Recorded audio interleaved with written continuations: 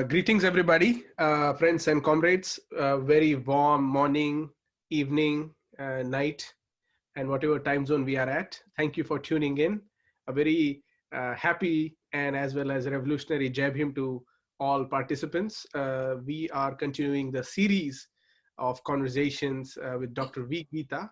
We are all well acquainted with her voluminous writings as well as public and academic engagements, and we all benefit from her interpretations and timely, timely. I was about to say occasional, but I must say regular pointers that she directs to us. And I think the series that has been continuing, today's 7th installment of the conversation. The theme is the question of the economy: untouchables, labor, socialism. We all know V. Geetha. So before I offer the mic to her, I will just offer my set of introductory comments, and then after her, we will take Q&As, and then hopefully the conversation will be interesting. This topic is of personal interest to me also, because Ambedkar, first of all, is a very powerful labor leader. And not only labor leader in organizing, say, trade union, but he kind of transcends the trade unionism into a electoral politics. And that's how we see flaunting not only ILP, the Independent Labour Party, was also very much the Independent Labour Party of the UK, which had its own unique influences. Ambedkar always remained a working class person, a leader of working class. And because he grew up himself in a working class chawl in Bombay, where he had exposure to working class people, and in his speeches also he reminisces the experiences he had working with the poor people and himself having lived in poverty.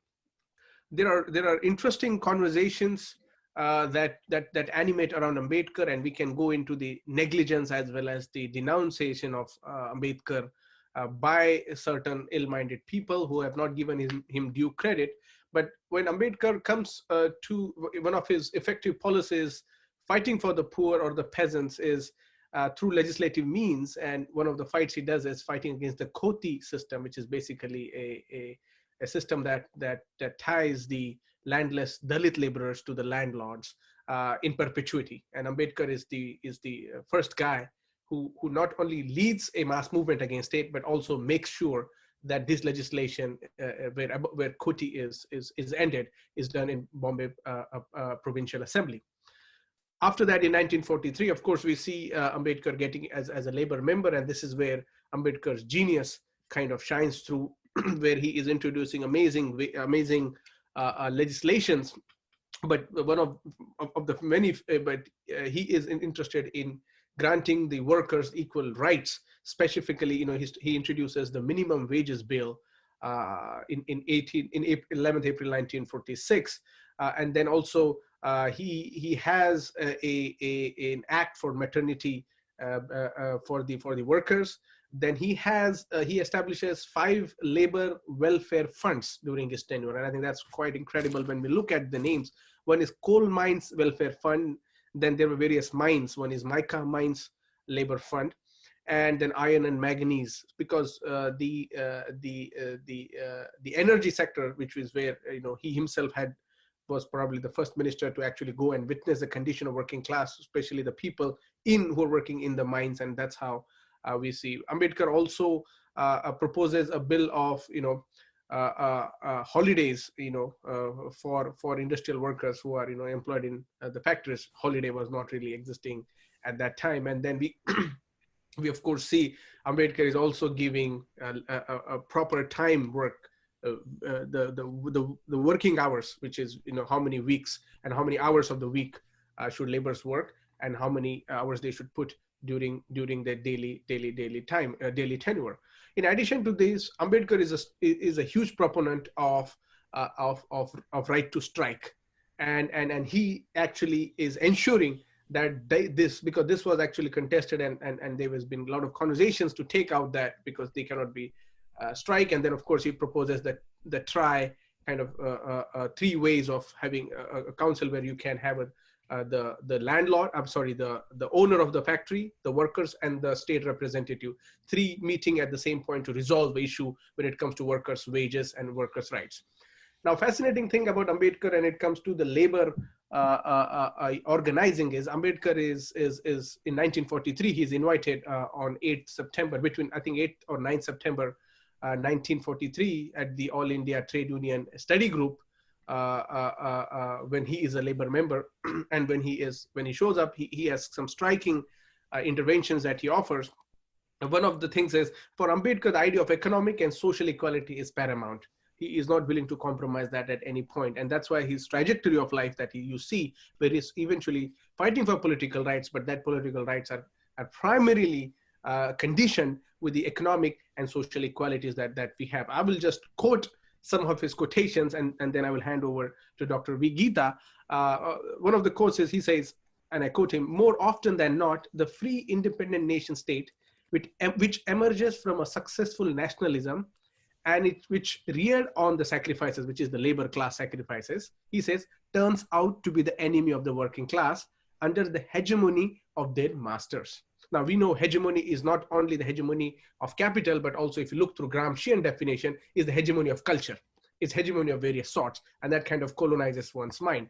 And then Ambedkar continues, "This is the worst kind of exploitation that labor has allowed itself to be subject to." So here Ambedkar is actually twisting and subverting the idea of nationalism or national struggle, where many labor unions were attuned to participating into so-called national struggle. Second quote is, "People do not govern themselves." And this is where he is again exhorting the working class, especially labor class. "They establish a government and leave it to govern them, forgetting that it is not their government. That being the situation," and this is a critique of parliamentary democracy, he says, parliamentary democracy has never been a government of the people or by the people. And that is why it has never been a government for the people. One of the critiques of parliamentary democracy coming from Ambedkar is a huge blow to the proponents of centrist as well as bourgeois Brahminical nationalism that it was trying to promote through a so quote unquote democratic essence. Now, finally, Ambedkar is constantly after capturing the government, and many people accuse him of being a political handler or someone who's insensitive, who's always trying. And this is where the Marxist obsession with a state kind of politics has been. And that's why the Brahmins who are on the Marxist side are trying to come to terms with how labor class, that Ambedkar's whole, what they did was they took away Ambedkar from the labor class, from the working class, in their even study camps and all. There was a huge critique of Ambedkar. But this is where we can see Ambedkar is actually propounding views that actually promotes a unique identity and as well as power that governs the state. Final quote is, and he goes, "Trade unions would be much more effective if they had behind them a labor government to rely on. Control of government must be the target for labor to aim at. Unless trade unionism aims at controlling government, trade unions will do very little to the workers and will be a source of perpetual squabbles among trade union leaders." And again, this is where he says, and again, he recommends in this very text reading 4 books. One is Karl Marx's Capital. Second, he talks about reading Pope's, I don't know how to pronounce that, but Euclycs, a book. Then Rousseau's social contract, where he is actually asking the workers to be educated about that. But he says instead of that, working class are being fed the information of kings and queens, and that's why they are tied. And there is a belief, there is a constant belief told to them that you will be governed by someone else. So Ambedkar is basically appealing to the larger working class solidarity. And I think in this spirit, we are very excited to hear more on this aspects, especially on untouchability, and of course the economics of Ambedkar through labor and the organizing from Dr. V. Geetha. Over to you. Thanks, Suraj, for that very nice introduction. You've made my job very easy today because you've laid out a sort of roadmap which partially concurs with what I meant to say. I'm just going to step back a little bit and connect with what we've been doing in this lecture series so far. And we saw in the last set of lectures that Ambedkar's response to nationalism was a very complex response, and that he did not think the nation was a viable context for forging that associated life that he felt was the opposite of the caste order, a life sustained by fraternity, mutuality, respect. And he felt that the nation cannot be that form, and India was still not a nation. And that's an argument that he more or less held to all his life. Now, the one thing that I mentioned in my last lecture was the other model of being political was, of course, the one offered by the international left, where you did not think of a nation state in terms of nationality alone, but you thought of it in terms of a workers' government or a proletarian dictatorship. And for those of us who are familiar with the history of the Communist International, the Comintern, as it was called, emerged as the context within which there were very rich political discussions on the relationship between economics and politics. So if we were to replace the capitalist mode of production, what would be the concomitant political form? And I think what was fascinating about the discussions in the Comintern, at least until Lenin's death, was that there was a variety of points of view, and you have delegations from the United States of America, or from Indonesia, or from Vietnam, all of whom had brought their own specific historical experiences to address this question. So there was that model available, but Ambedkar had his own critique of the communist movement in India, which of course we shall consider as we go along. But I think, therefore, for him, if you were to sort of look at his position, it's comparable to what was being said by those we call black Marxists, or those we call Southeast Asian Marxists, even Ho Chi Minh, for example, from Vietnam, all of whom came to the question of communism or the relationship between politics and economics from very specific historical experiences. In other words, they refused to sort of accept that there was one template that could be used to guide them into a communist future. So I think Ambedkar, in his own context, was very aware of the specificity of Indian history, especially the centrality of the caste order and untouchability in shaping production relations. So he did not really set store by the communist understanding of these matters. And this is something that I shall consider at length in my Thursday class. But today I want to do something else, which is to actually look at what did Ambedkar have to say about the economy, and how did he conceptualize the economy? And I think this is an important question because there's been a lot of writing, well, not a lot, but there's been a fair amount of writing that tries to appropriate Ambedkar's economic vision to a neoclassical perspective, which argues that Ambedkar had a monetarist vision of the state, that he was influenced by his professors in Columbia, that he sort of had this neoclassical approach. That's one way of looking at his understanding of the economy. The second has been that Ambedkar is not quite the socialist that we think he could be. He's actually a Fabian. So there's that other critique also coming at Ambedkar. Now, I don't want to get into a debate about which one is right or wrong, but I just want to look at Ambedkar's writings closely so that we get a sense of where would you place it. Because I think one of the lessons that we've learned, and I think this is very appropriate because this is the Ambedkar King Study Circle, from within thought on Marxism that's come from within the African-American context, is that you need to re-theorize capitalism if you take race as a very central principle of organizing labor. And this is the monumental work that W.E. Du Bois did in his magnum opus, Black Reconstruction. So I think keeping that in mind, we need to sort of approach Ambedkar's writings with the same sort of understanding that what he was trying to do in the Indian context was to look at the economy from within the specificity of the caste and untouchability orders, so that we get a sense of how it actually works before we decide where it ought to go.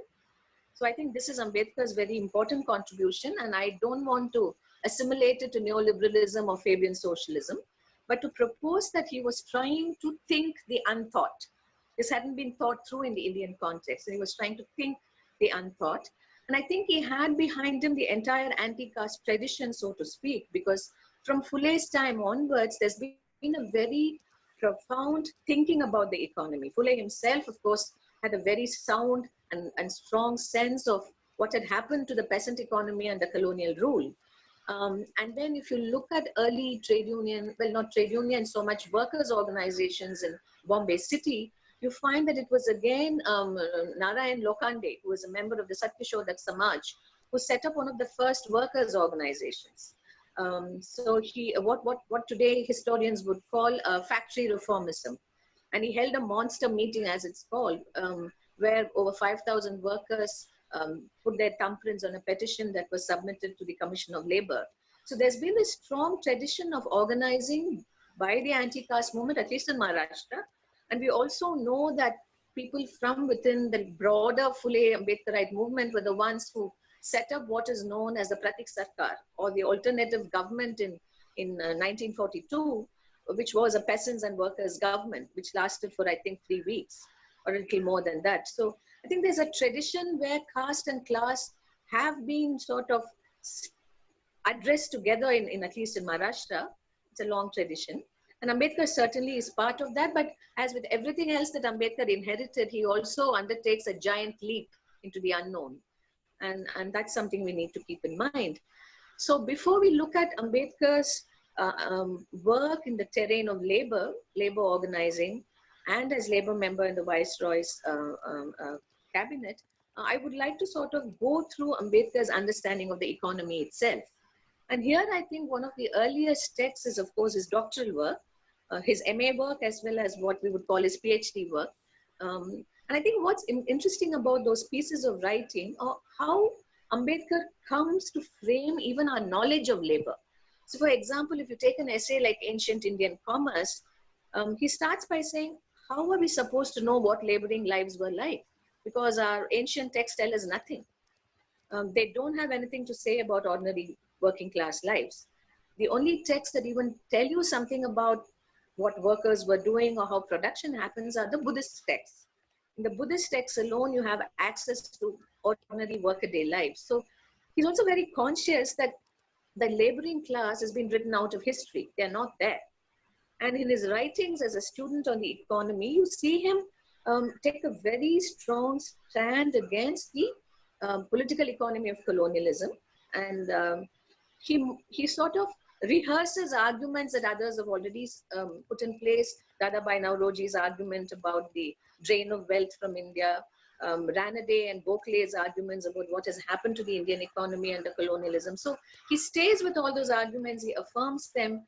But I think what Ambedkar does, which very few people in his own time do, is to point out how changes in the economy have been strengthened and reaffirmed by a particular kind of politics. And by politics, he just doesn't mean ideology or what drives colonialism, but the structure of colonial governance itself. How the structure of colonial governance has actually helped the extractive politics of colonialism. And he looks at very specific things like, what is the budgetary provision for this or that head? What do these budget debates tell us about how government actually governs? So Ambedkar, being very interested in the details of governance, has left us a very rich record of how an economy is buttressed by the political structure. So when Ambedkar later on exhorts labor to capture power, he is not talking only in generalized terms, but he's also talking in terms of how, if you need to actually leave your imprint as labor on the structure of the state, you need to understand how the state works. And you need to actually work with the details of governance. It's not enough to just have an ideological critique of the state and to have an ideological affirmation of the proletarian dictatorship you wish to put in place. What are you going to do once you capture the state? And this is a very important consideration for Ambedkar, because as we know, perhaps the only other world leaders one can think of in this context are Lenin and Mao, that he had an experience of practical governance, which very few revolutionaries in our context did. So I think that's an important thing to keep in mind, and I'm glad AKST is doing this Lenin and Ambedkar tomorrow, because I think he is comparable to Lenin more than anyone else in that sense that he wished to remake the state in practical as well as substantially conceptual ways. So that's an important thing for us to keep in mind. So from his earliest writings, you get a sense of his anti-colonial economic stance. You also get a sense of from his writings when he was in the London School of Economics, his writings on the gold standard, that he differed from conventional views on the subject. He felt that the way the British had played around with the silver standard was to serve their own extractive economics, to serve their own laissez-faire policy. So he was very clear about those things. And the third thing is, even though he studied in Columbia University, which had a strong economics department with Edward Seligman and Vladimir Simkovich, and was a historian but who also taught courses in economics. But these men were very interesting because while they did not interfere with the workings of capitalism, they were very critical of capitalism. And this is something we tend to forget. And they were actually for state intervention in crucial aspects of the economy. They felt that you cannot go on with laissez-faire because look at the misery of the working class. And this is 1920s United States, just before the Depression. So I think Ambedkar also learned some very valuable lessons in the practicalities of policy making. Should you want to regulate capitalism? How would you regulate capitalism? We forget that the classic laissez-faire model had ceased to exist by the early 20th century. And Keynes, when he comes along with his policy after the Depression, is actually building on, say, 30 to 40 years of work on what the state ought to do with respect to the economy. And some of that work came from Columbia University. And that's an important thing for us to keep in mind. So Ambedkar's sort of entry into an understanding of the economy is also quite fascinating. It's both from his own understanding of what is available in the Indian context to understand the past. It's also what he learned in Columbia. But as with everything else, Ambedkar brings all of these together into a very complex articulation. So there's no one inheritance that you can say that he followed. So, which is why I feel that one cannot call him a Fabian either, because while he was influenced by the politics of British Labour and by the writings of the so-called Fabian socialists, he never lost sight of the fact that India is a caste society. India practices untouchability, and these have immense consequences for an understanding of both capital and labor. And you cannot read off what other scholars are saying or other thinkers are saying. So that's a broad thing. The second thing I wish us to understand, and here I'm going to go back to some of the things I've been saying in this lecture, Ambedkar's understanding of capital and labor. And it's very evident that Ambedkar sees the caste system of graded inequality and untouchability, where Dalits are kept as a part apart, as actively structuring the economy. And you have references to this in several texts, but very notably in texts that you don't imagine that you would be speaking about, the philosophy of Hinduism, in the Hindu social order, where he actually talks of how the Indian economic system works on the basis of a division between mental and manual labor. Whereas mental labor is valorized and manual labor is completely stigmatized. And any anthropologist or sociologist will tell you that is the case. And I think Ambedkar was very aware of what this meant for both the work that labor was expected to do, the remuneration that labor got, and for the making of a laboring consciousness. So if you have a society where manual labor is completely devalued, then how does labor itself secrete value? This is the classic Marxist thing, that labor produces value. But in a society where manual labor is not valued, labor will not produce value. So what is the consequence of that? That's something that I'll come to in a minute. But I think more important, and we don't nearly talk about this, is Ambedkar's very clear sense of how capital is also structured by caste. So if you take a text like what Gandhi and Congress did to the Untouchables, it's a very profound critique of Indian capitalism, as well as what he thought was a party of the Indian bourgeoisie, which was the Indian National Congress. And he has this very interesting aside to offer, and like a lot of Ambedkar's asides, they're profoundly conceptual, which is that in the past, Brahmanism survived through an alliance of the Brahmin and the Kshatriya, but in the modern period, it's going to be a Brahmin-Baniya alliance. So I think the whole idea of the Baniya, what does the Baniya stand for? Who is the Baniya? Who comprises the Baniya caste? And this is a caste question, because if you do even an empirical investigation of who controls Indian capital, the answers are not very difficult for us to find. In most cases, they are traditional mercantile communities or communities which have come into trade because trade has been far more freeing than other forms of the acquisition of wealth, as you have in the Tamil Nadu context, where you have a community which was until the early 20th century almost considered untouchable, but which has made it into mercantile and manufacturing capital in a big way. And this is something that we need to also think through. So I think the way in which Indian capital is structured, Ambedkar points to how we might conceptualize Indian capital. And while some people try to make the argument that Indian capital is actually a flexible sort of thing and anyone can actually be part of entrepreneurial life, that's not true. We know that's not true at all. And capital still continues to be structured by caste. And there are many interesting Indian writings on the subject. And I would, since I'm familiar mostly with Tamil Nadu, I would like to point to a book like Fraternal Capital, which is by Sharad Chari on the making of capital in Western Tamil Nadu, and which actually shows you the play of the relationship between caste and capital. And Harish Damodaran's India's New Capitalists, which again shows you who are these new capitalists, but are they really that new? That's also an interesting question that we can think about. And we need to sort of bring Ambedkar's very strong sense of the Indian ruling combine into this argument and sort of deconstruct Indian capital as well. Now, Indian labor, I think here Ambedkar's insights are profoundly rich. How do you conceptualize Indian labor? And one is, of course, that all manual labor is devalued. But what are the consequences of devaluing manual labor? One is, of course, the fact that if labor does not produce value, then you take labor for granted as part of the production process without having to think of the economic conditions of the reproduction of labor. So you pay labor a living wage just so that they come back to work. And we've seen the tremendously tragic consequences of this understanding of labor over the last month. We've all seen it in India. The way migrant labor was sort of literally left on the streets, the way migrant laboring lives are precarious, that they cannot live beyond the one day that they get paid.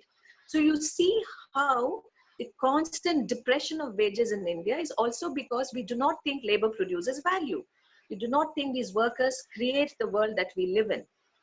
And therefore, we keep them at such a subsistence level that they cannot manage to survive beyond the working day. And this is something that we've had visual proof of over the last month. And I think this is something that Ambedkar points to in those essays on the philosophy of Hinduism and in the Hindu social order, not in a direct fashion, but by telling you that this country does not respect labor. So, and I think that's a very profound insight that we need to build on. And the second thing is, of course, that within this scheme of things where labor is devalued, you also have stigmatized labor. And that stigmatized labor is, of course, associated with the work the so-called untouchables perform. So anything that the untouchables do will not and cannot translate into labor. And in fact, one of the interesting things that the scholar Suraj points out when he's working on his writings on the anti-code struggle is that for the Indian Independent Labour Party, one of the profound questions was, when you have a context where there are very modest entrepreneurial initiatives by the Dalits, like say the setting up of a beedi rolling enterprise, how do you talk of the rights of labor? Because one of the things that the beedi rolling enterprise has to fight is that who's going to buy these beedis? If people know they are being made by untouchables, people are not going to buy these beedis. So how do you then sort of work at unionizing labor in that context when the entrepreneur himself is untouchable? And I think what Ambedkar points out to us is that stigmatizing labor, or even the very modest entrepreneurial effects of untouchable entrepreneurship which existed in his own time, is because the stigma is not attached to labor but to the laborer. So there's a way in which sociologists say that some tasks are considered polluting, some are considered pure, but Ambedkar would not buy that argument. He said purity and pollution attached to the person of the laborer, not to the actual labor itself. Which is why when he argues with Gandhi about the so-called Brahmin becoming a Bangi, where Gandhi says, in my ashram, there are these Brahmin boys who don't mind cleaning toilets, or who sort of, don't mind undertaking tasks that the so-called untouchables are meant to undertake. Ambedkar points out that a Brahmin does not cease to be a Brahmin even if he cleans a toilet. Whereas an untouchable will always remain an untouchable, whatever he or she does. So the stigma is attached to the person of the laboring untouchable body. And I think this is a very important insight because it gives us also a window into understanding the kind of economic servitude that existed in India and continues to exist in India. So when Ambedkar talks about the servitude that Mahars, the community of untouchables in Maharashtra, were subject to, his writings on the Maharvatan, for example, which is one of the readings for you, basically the Maharvatan was a piece of land that was assigned to certain untouchable families for carrying out village duties. I mean, this sounds like it's fine. I mean, you get land and you perform these village duties, and everybody gets land assigned like that. The washerman gets land assigned, Kulkarni, or the man who keeps accounts, gets land assigned. So what's so special about this? But Ambedkar's point was that this assignment of land to the Mahar families meant that they were constantly available as so-called village servants. And it was not for this or that form of labor, but for almost any form of labor. And Ambedkar lists 56 kinds of labor that the Mahars were meant to do. And this did not implicate only those families that had land, but in fact, every Mahar family in the village.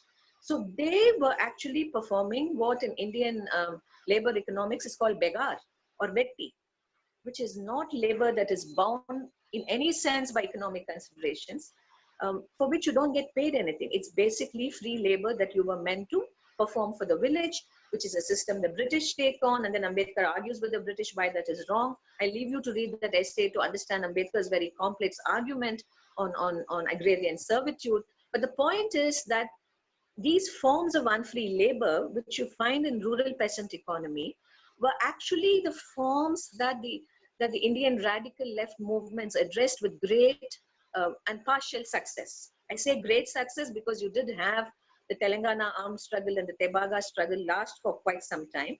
And the Naxalites in Bihar and in Andhra also sort of managed to sort of work with the situation of agrarian servitude and create alternatives for some time. But I call it partial because the gains were hard to sustain themselves. And there were contradictions that emerged even from within these movements. But the important thing to notice is wherever the radical left has succeeded, they have succeeded largely because they challenged vetti and begar. And vetti and begar were largely associated with untouchability, not exclusively, but largely associated with untouchability. So where the radical left addressed caste and class in tandem, they were more successful. And this is a part of their own history that we tend to forget, whether it was Telangana, whether it was the fields of Bihar and Eastern UP, whether it was parts of Andhra Pradesh or Telangana as you have them today. In these areas, you find that it was a challenging of vetti that made some of these movements extremely successful. And this is what the late Dr. Balagopal points out also in his writings on Telangana. And I think the reason for this is that agrarian servitude in India is also caste servitude. And that stigmatization, when it is addressed, there is a certain natural swelling of the ranks of the left, because I think you find Dalit laborers being drawn to this cause in extremely large numbers in very complex ways. And Ambedkar's understanding of the Maharvatan, if you read that in tandem with some of the more complex, some of the more comprehensive writings on rural agrarian struggles in the Indian context, will help us unpack the nature of the rural economy in very rich ways, I think. And also point us to the kinds of tensions that remain in struggles that address this economy. Because one of the biggest tensions is, of course, when you fight in an agrarian context, you have two main groups. One are the peasant communities and one are the landless agricultural laborers. And the landless agricultural laborers in the Indian context have more or less 90%, 95%, 100% Dalits. Not entirely perhaps, but substantially and largely. And one of the big conundrums for the radical left has been, once you think of land redistribution, how will you convince the peasant, who's most often a caste Hindu, to part with land? For one, the peasant's own land has been taken over by different kinds of landlordisms. And once you wrest the land from the landlord, the peasant who is left with 5 to 10 acres is not in a hurry to give it up to anybody else. And P. Sundaraya, who's written the classic account of the Telangana armed struggle, says that was one of the major issues that the communists had to face. how will you make the peasant part with land so that land could be given over to the agricultural laborers? And there's been some very interesting micro level studies of how this was worked at the Telangana armed struggle, or where the communists found themselves quite at a dead end. How do you work this? How do you find land for the agricultural labor? And the only land that was available in most cases was what you call common land, the village commons. And if you were to give land to the so-called untouchable, it was going to come from that pool and not from the peasant's own access to other forms of land. And I think the problem, as Ambedkar understood when he was organizing the anti-court struggle, and I'll come to that in a minute, is that this was precisely the contradiction that could not be overcome easily, because while you could align Dalit agricultural laborers, Dalit small peasants, non-Dalit small peasants, non-Dalit middle peasants into one formation to fight against unfair revenue exactions, when it came to land redistribution, or when it came to Dalits refusing to do whatever mahars were meant to do in those villages, immediately this class solidarity is broken.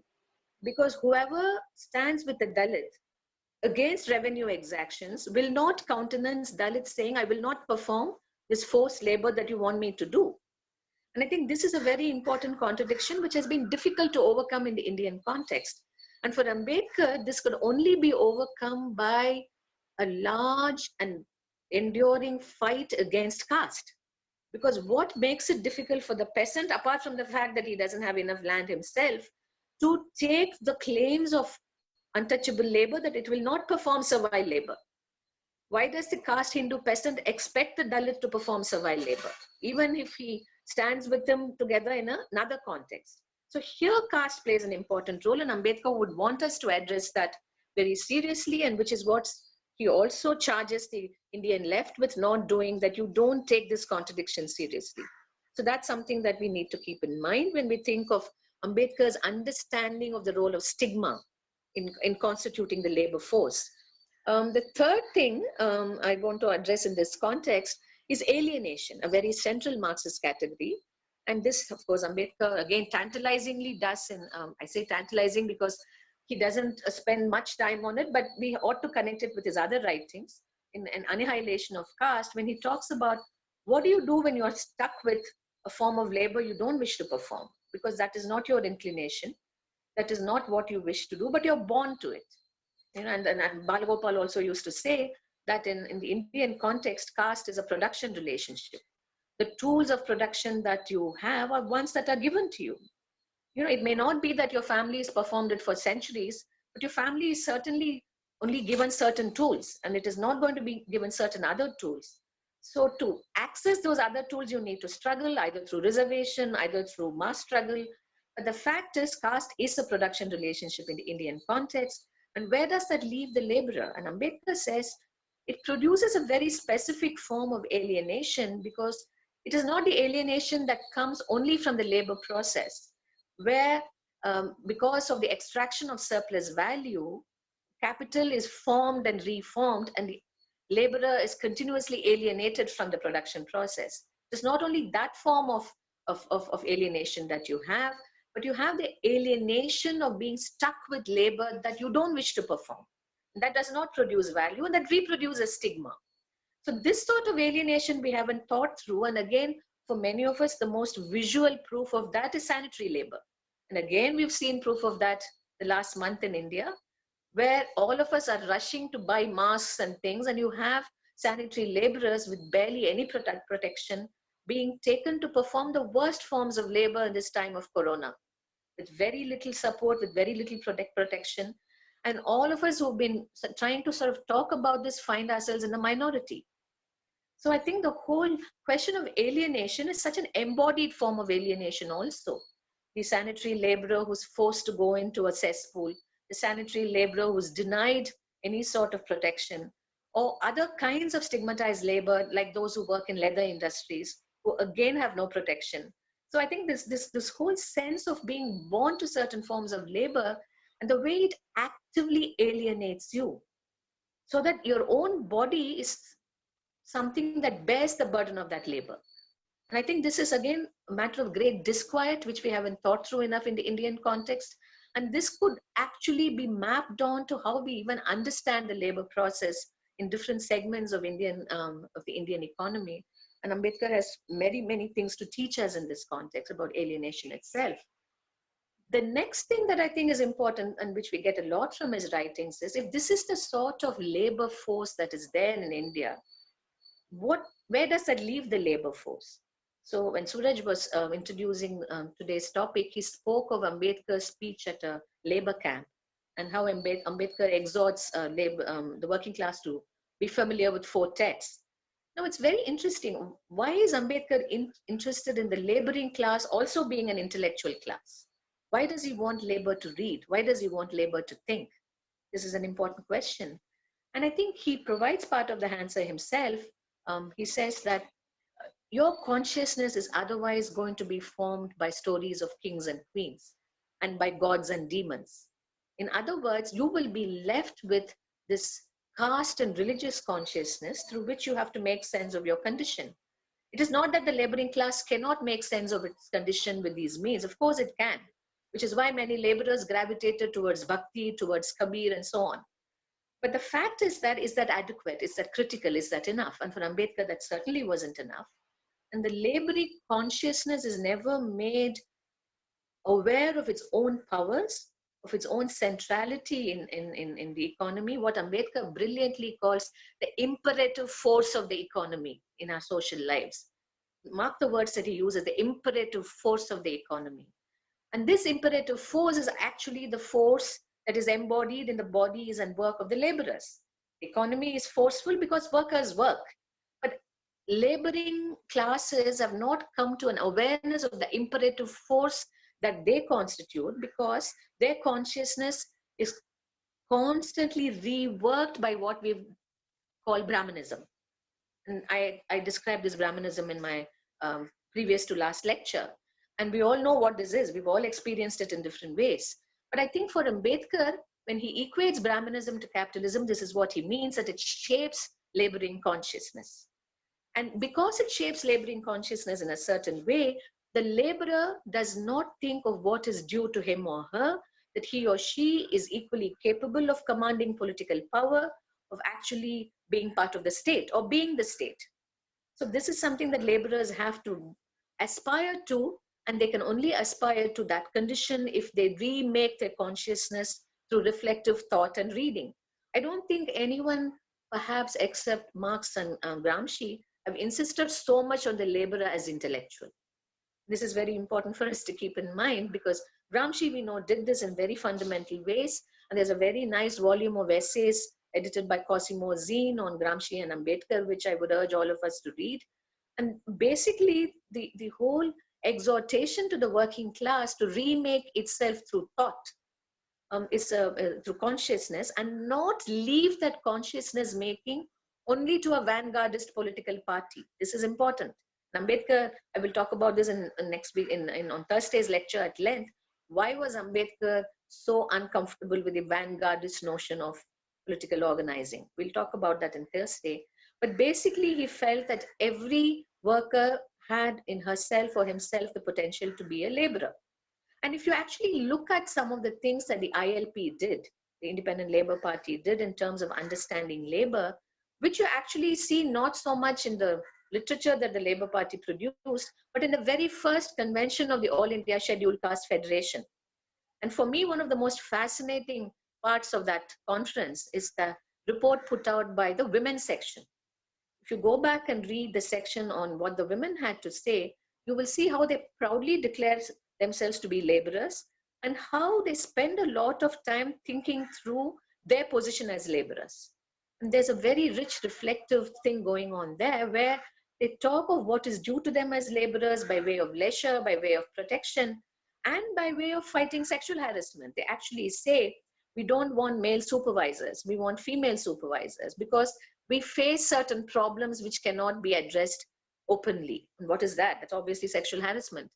But basically you have a sense of perhaps the most, what is considered the most docile part of the working class, the Dalit woman laborer, actually being the most vocal part of the working class and talking about themselves and what is due to them as laborers.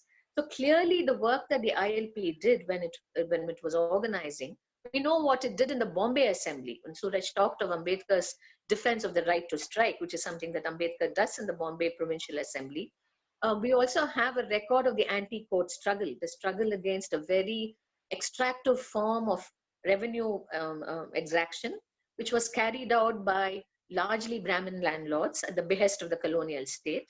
And now Ambedkar's Independent Labour Party tried to forge a united front between different kinds of activists to take on this system. And Ambedkar proposes new legislation in the Bombay Assembly against this. We know these stories, but we know far less of the story of the woman agricultural or the woman industrial laborer coming to a sense of herself as a productive economic being. And that is something you find in the Scheduled Caste All India Conference, the very first conference. So the whole thing of the laborer being able to think for herself or himself is very, very important for Ambedkar, which is why he gives them those 4 texts that Suraj mentioned. And for me, that's a fascinating combination of texts. Let's start with the first one, John Stuart Mill's On Liberty. And I'm not going to go into those texts, but basically to point out that each of these texts tells you something about the relationship between politics and economics. John Stuart Mill talks of liberty, how liberty is simply not liberty in the philosophical or political sense, but it is the liberty to self-determine your own position in life. And Ambedkar would take that notion of self-determination very seriously, both for his understanding of democracy, as we saw in the last class, and for the self-determination of labor, that labor has to determine its own politics. Or if you take Rousseau's Social Contract. Social Contract is a text that every political science student is made to read, some parts of it. But basically, Ambedkar's choice of this text is to point to the fact that the early liberal conceptions of the political are based on the law of contract, that each of us is free to work. And on that basis, we become self-determining human beings. But Ambedkar says, that's not true. Each of us is not free to work. How can I be said to be free to work when the work process I get into is not a choice? But I have to survive, I have to work. And once I get to work, I can't leave my job and I have to submit to whatever conditions of labor exist. So there are no free conditions for labor. Labor is already caught in a historical circumstances of unfree labor. So therefore, he says that the law of contract doesn't work for us as it is meant to work. And his whole exhortation for laborers to understand what Rousseau means is so that when they become the state, they can remake this law where labor becomes equitable, where labor becomes free in a very fundamental sense. So that's something we need to keep in mind. And of course, the Communist Manifesto, which there's no reason that we need to put forth as to why the laboring classes have to read the Communist Manifesto. But I think there's a very special reason why Ambedkar exhorts the laboring class to read it. That's also because he reads the manifesto in a certain way. If you look at all his tantalizing references to Karl Marx, his references are actually constantly to point out that Marx is anything but dogmatic. So when Marx says that society is divided into bourgeois and labor, Ambedkar will point out in his 1938 speech to the railway workers, he doesn't mean that these are the only classes in society. He means us to understand contradiction in a certain way. And he doesn't mean us to do this only because then we can go ahead and strike. He says, don't fetishize the general strike. Don't fetishize the strike as a weapon. Marx means you to become part of the state, become the state. And that's the message he wants you to take on. And that's the message he wants you to take on when he talks about the Paris Commune, where he quotes Lenin and he says, the Paris Commune was subdued by force. But the Paris Commune was also subdued because whatever governmental political form was there was the governmental political form of the previous ruling dispensation. This is Lenin's remarkable insight into the Paris Commune. This is also what Marx talks of in the class struggles in France. So basically, Ambedkar wants the working class, the class of labor, to be very conscious of its own politics, that it should emerge as the party of labor. In other words, he is against the vanguardist model, that the Communist Party cannot be a party which can emerge as a structure which then leads labor. Labor should lead itself. And this is a very interesting argument, because if you read someone like Gramsci, the word that Gramsci uses often for the Communist Party in the prison writings is the party as a permanent persuader, the modern prince who permanently persuades you into becoming a communist. And Gramsci speaks from the point of view of the working class, not from the point of view of the party alone.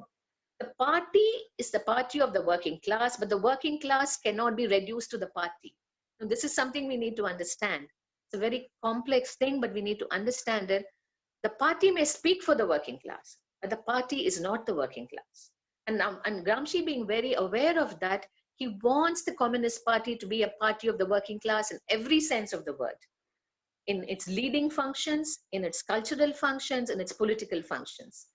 And therefore, the worker has a stake in intellectual life, the worker has a stake in the life of the mind, and it is up to the worker to set that tone for the party. Which is why Gramsci says the fiat owners will be very upset if we bring out a bad newspaper, because they're going to tell us, oh, these guys can't even bring out a newspaper, how are they going to run the state? So I think for Gramsci and for Ambedkar, it was important that the laboring class runs the state. And for that, the role of thought is very important. And the consciousness of the laborer is a very, very important thing, therefore.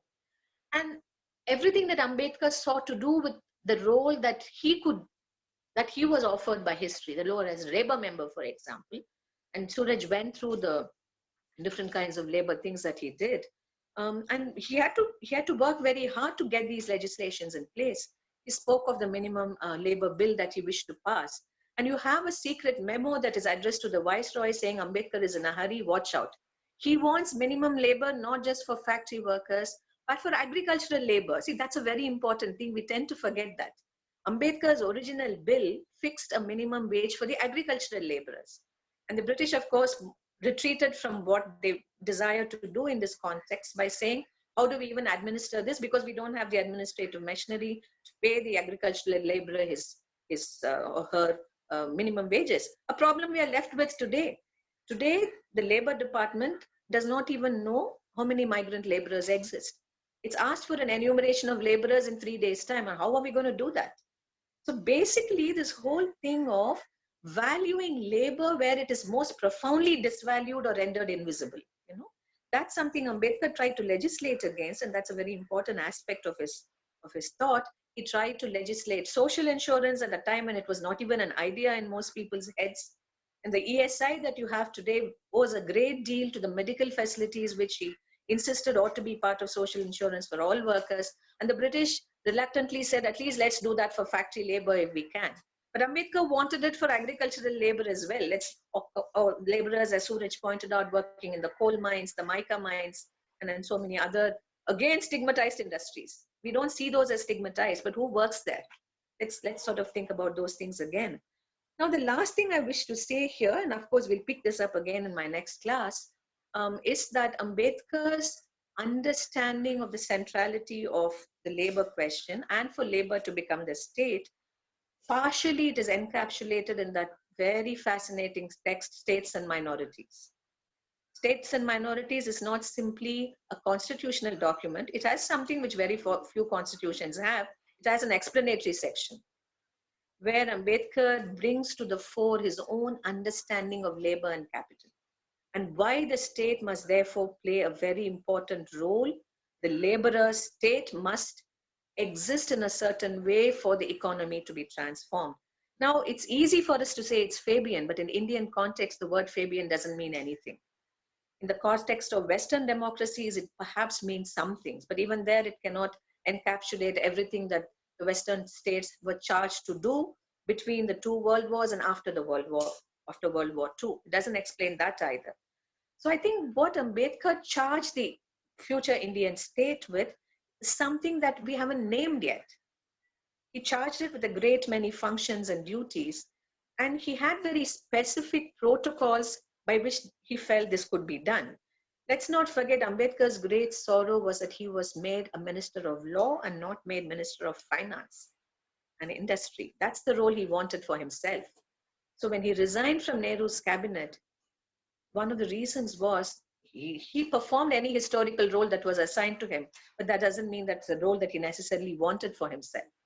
So I think his whole sense of the economy has been very central right from the 1930s onwards, after he sets up the Independent Labour Party. And you cannot think of Ambedkar post 1930s without thinking of Ambedkar, the socialist.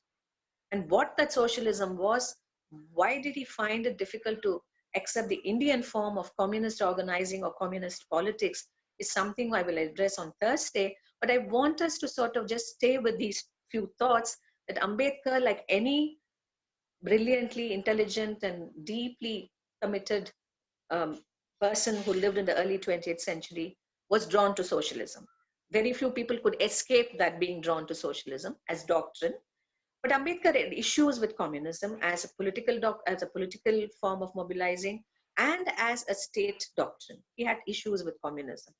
And we'll look at that in the next class. But I just want to leave you with these 4 questions, that the conceptual issues that Ambedkar raised: A, understanding labor within the structural constraints of caste and untouchability. This is a very big conceptual formulation. Likewise, the understanding of capital. Third, that labor in the Indian context suffers from a very peculiar form of stigmatization, and therefore it also suffers from a peculiar form of alienation, which we need to understand. Who can represent labor? Can labor be represented by a communist party or a socialist movement which does not comprise laborers as a substantial part of its leadership? What is the relationship what relationship ought to exist between the laborer and the politics that he or she seeks, and the political formation he or she ought to be a part of? In short, the relationship between labor as a feature of the economy and labor as a constituent of political society and the state. So that's another important question. And lastly, how do we remake laboring consciousness? Is it something that is left only to the vanguardist party, or is it something that requires something else in the Indian context? So I shall leave you with these thoughts, and we'll come back to them on Thursday, where I talk of Ambedkar's thinking through of socialism in contradistinction to the Indian left's thinking through of these matters. Thank you very much. Question time. No, thank you so much, Dr. Geetha. You have given us so much to, I mean, you know, as I'm writing, there's a lot of here. I'll just highlight some points that you raised as a summary. I will attempt to do that. And then, of course, we have questions in line. But I think the Fule's movement, as you bring out Lokhande's work, important work, where the Satyashodak movement and as well as Fule's activism kind of covers a wide spectrum of labor, but also Ambedkar matures in a way a socialist thinking. And I think when we import the ideologies or the terminologies from a Western, Russian, or any other context, I think Ambedkar, what he does is he very much indigenizes it. And I think what to quote you, you have said there are so many categories which we have not yet named. And I think that's a very important telling point. The Bunyanization is, I think, what we have to pay attention to instead of constantly hammering capitalism.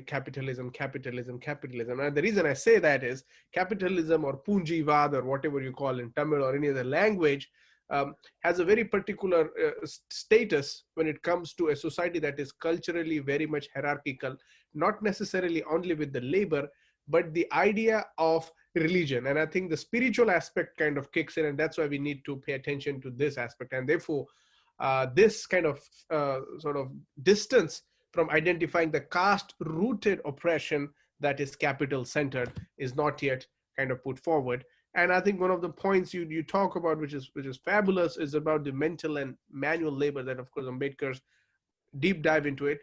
I have to think that Ambedkar, he's not Marxist, he's not Leninist, he's observing their work, he's reading Russian. I mean, I saw his personal library on the Russian economic systems and restructuring of the state. Those books were fascinating, written mostly on Russia, but also uplifting the economic Marxist values. But I think Ambedkar is also very much a Buddhist. The way he thinks about the, and of course through Buddhism, he is also comparing how the communism is a Buddhism in operation, especially when it comes to the monks as well as the strict division of labor that was operating in a way where you can produce and you can actually govern. And so I have this hypothesis that is forward.